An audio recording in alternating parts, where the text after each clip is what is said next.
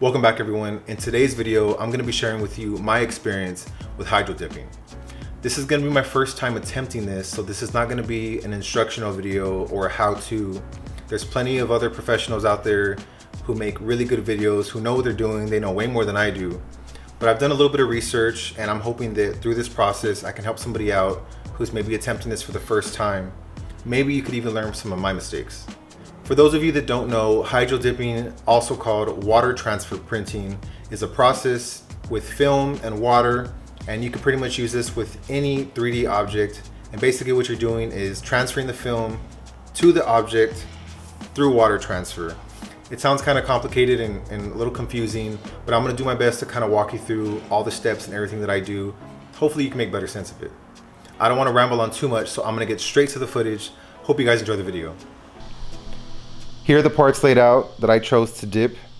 So I did spend a good amount of time sitting in my interior looking around, trying to figure out which parts I wanted to accent. And these are the ones that I chose. So we're going to be going with the carbon fiber. So we have that film right here. Before we can do any of that fun stuff though, we do have to get these clean, sanded, and then painted.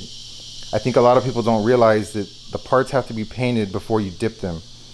It doesn't really matter, I don't think, which paint you use. You just want to paint the part, but you do have to keep in mind that these films that you use for hydro dipping, they are somewhat transparent. So, you know, if you're going to use a white or something like that, it's probably going to be a lot brighter and show through. Because I'm going for a carbon fiber, I chose to go with a darker, kind of a charcoal gray metallic. I feel like this is going to be better for these parts. I think that'll show through pretty nice. And then of course some other stuff that we have the Activator. This is the one that I chose. This is some Adhesion Promoter. All these parts are plastic, so this is going to be part of the painting process. I'm going to first use Adhesion Promoter, then paint it. Then once everything's dry, we're going to go with the dipping process. And as far as the dipping, well, we have the film. I have this here. I felt like this was a good size for what I'm doing. You could get away with bigger or smaller. You just have to keep in mind that whenever you cut your film to size, you know, you don't want to have it so large that the film's just floating all over the place. You want to try to contain it, but you also don't want it to be too small. So whenever we get to that part, hopefully you can understand what I'm talking about. At the very end, once all the parts are done, we're going to go and we're going to clear coat everything to seal everything in, give it a nice shine as well. That'll protect it. But for now, we're going to go ahead and get this started, get these cleaned up, start sanding them, and then we're going to start with paint.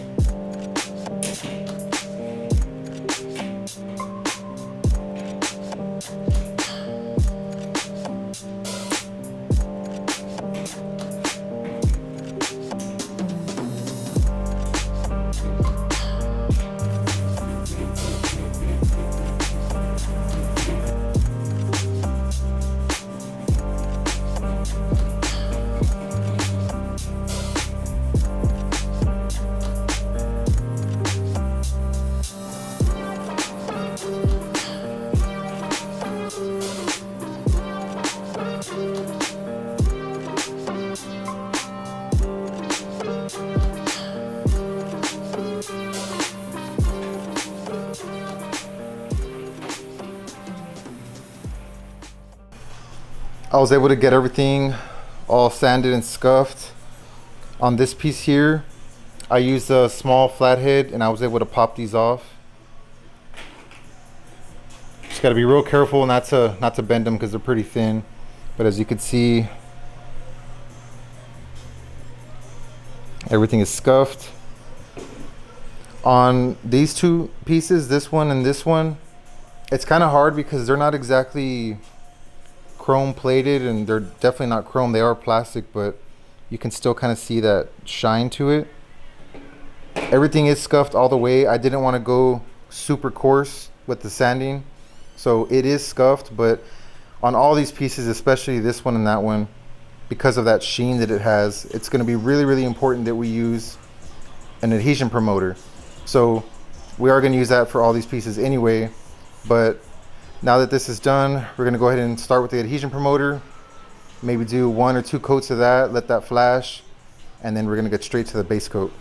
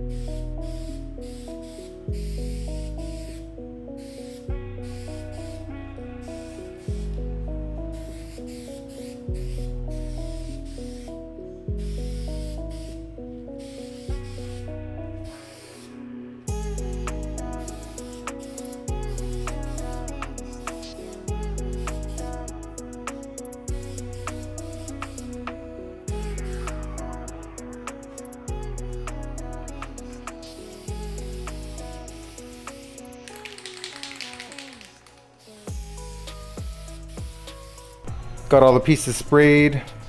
It's kind of hard to see, but it has a nice little metallic to it. They are still wet, so I'm gonna give them at least 30 minutes to an hour just to fully dry. Then we can go on to the next step.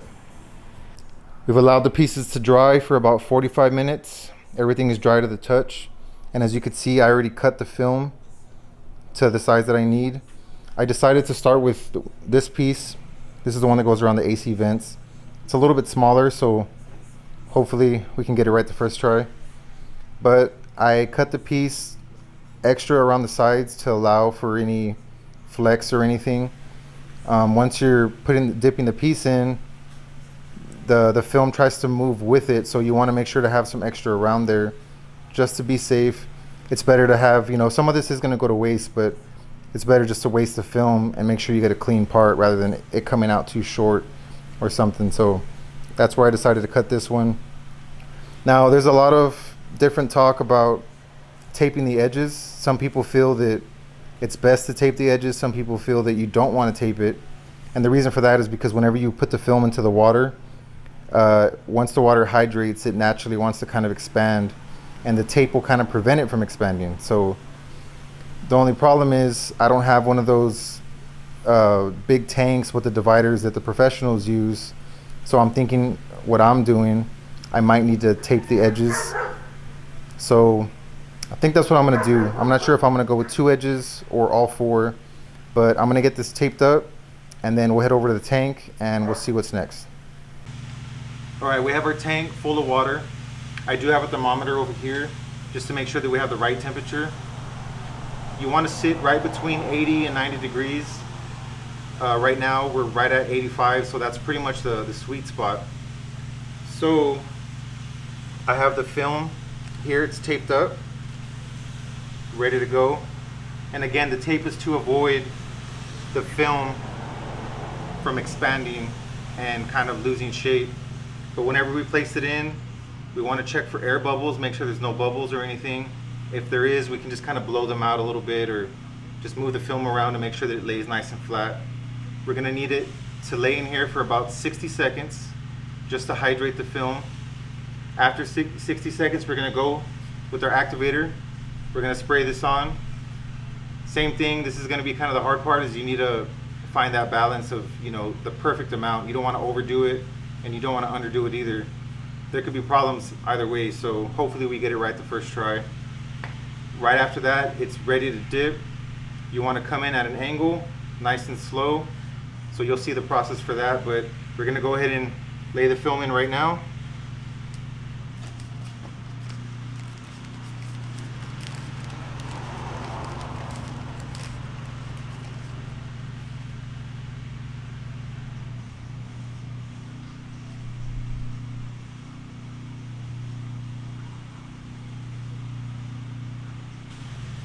can already see it's wanting to expand. There's a couple of air bubbles there.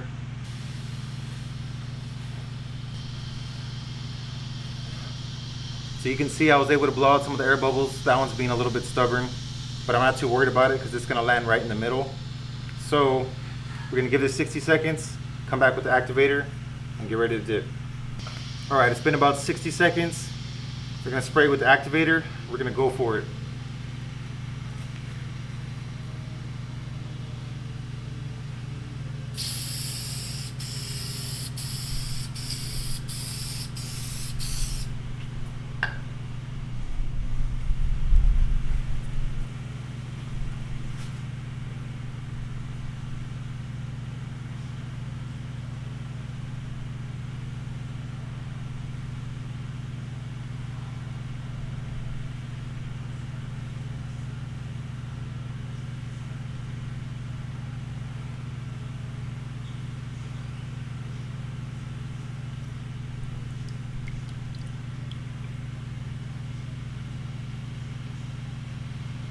I think that came out pretty awesome.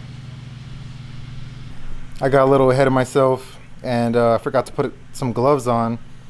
So yeah, you're definitely gonna want gloves because this stuff will stick to your hands pretty good. But this is what's left. There's still a little bit of residue in there. So once you get ready to dip the next piece, we are gonna have to clean this out. So I'm gonna try to go over at least this top layer. I might even put some fresh water in there just to make sure that we get a good clean result. But here's the piece. Came out pretty awesome. Next step we have to do is rinse it off. So we're gonna go over to the water hose and get this cleaned up. So the reason why we're cleaning this off is because it leaves like this little residue. It's like a film on there. And you wanna get all of that off. So something like a water hose with like the shower setting probably would be perfect for this. You don't need like a bin or anything. I figured this would be a little bit easier to keep everything contained. But yeah, it looks a little shiny right now. That's just because of that film that's left over. And you can kind of see it on my hands too. It's kind of sticky. So let's get that rinsed off.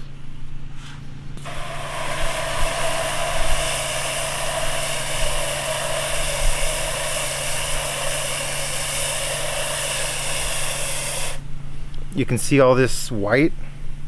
That's the film in the activator. That's not soap. So you just want to rinse it off until all that sludge comes off.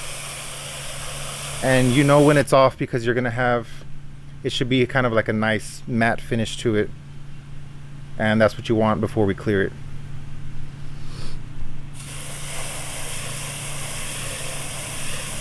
So we've given this a few minutes.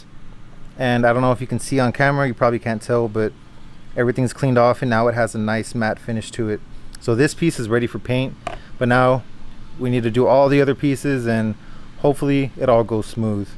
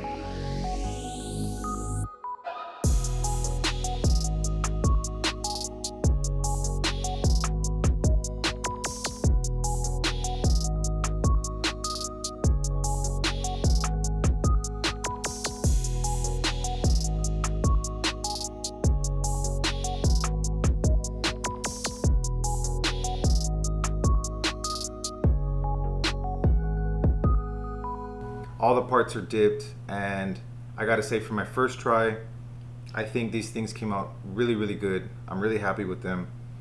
That being said, me being the perfectionist that I am, I'm just noticing real tiny little imperfections here and there that really nobody would ever see, but I know they're there, and I wanted to see if there was a way to touch these up, and there actually is a pretty cool technique. So I wanted to offer you guys a little tip in case you guys are going to try touching up some of this stuff. Instead of using paint or a marker, there's a much better way. Carbon fiber is probably one of the hardest to touch up. If you were doing like camouflage or something else with like some crazy graphics, that might be a little easier. In this case, it's a really, really precise pattern, so you have to have a steady hand and be very careful and light. But I'm going to bring you in a little bit closer so you can kind of see what I'm talking about. This is going to be really difficult to see on camera, but there's some really, really small imperfections, a little bit of discoloration that I'm seeing. And in order to touch that up, what I'm going to use is the actual film that we use to apply this. We're going to use a really small paintbrush, something really thin, and then we're just going to use some Activator. I poured a little bit of Activator in this paint cap right there in the center. You don't need a lot. The idea is you're just going to dip the paintbrush into the Activator. You don't want to soak it, just get it a little bit wet. And the film, you have to think about it or apply it the way that you lay it down in the water. So you don't want to lay it like this, because this is the part that goes down. Whenever you put it in the water, this is the part that you're activating. So in this case, if I want to touch up some of this black right here, I dip into the Activator, and then I'm going to go in the black section and just kind of brush it on. And you could see it's picking up some of this black.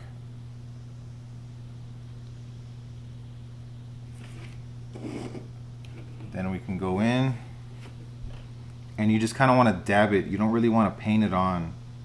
Just slightly dab.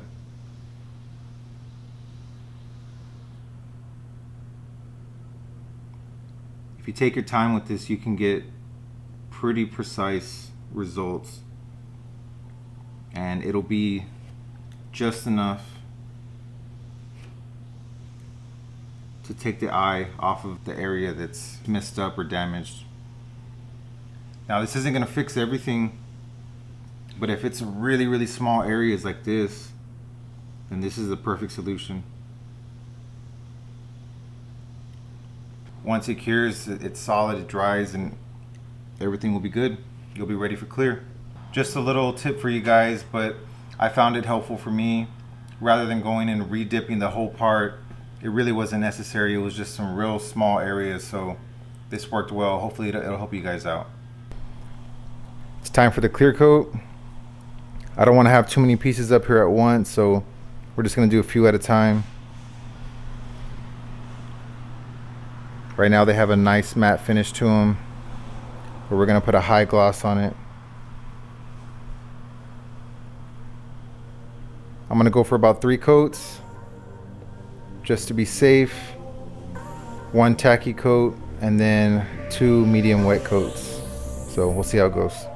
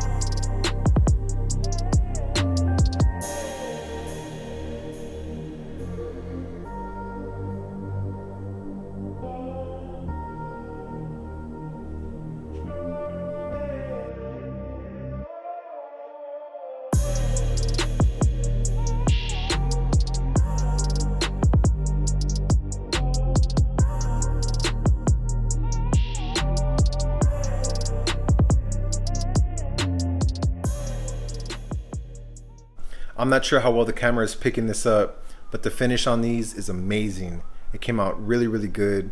It has a super high gloss finish to it. And again, being my first time attempting this, I really couldn't ask for more. I'm hoping through this video, watching some of my mistakes, that some of you guys will have the confidence to attempt this yourself. It's really not too difficult, but there's bound to be some hurdles, some challenges along the way. But if you just stick it through, have a little bit of patience, it's really not too bad. And I guarantee that the end result is super worth it. It's very rewarding. You might have noticed there's a couple of pieces missing, but that's because by the time you watch this video, those are already installed. That's what I have coming up for you. On the next video, we're gonna be working on the door panels. That's gonna be a really big project, but the end result's gonna be super awesome. I really think you guys are gonna enjoy this one. So make sure you stick around for that. But that's gonna wrap up today's video. If you all have any questions, please feel free to leave a comment down below. Thank you guys so much for watching. I'll see you guys on the next video.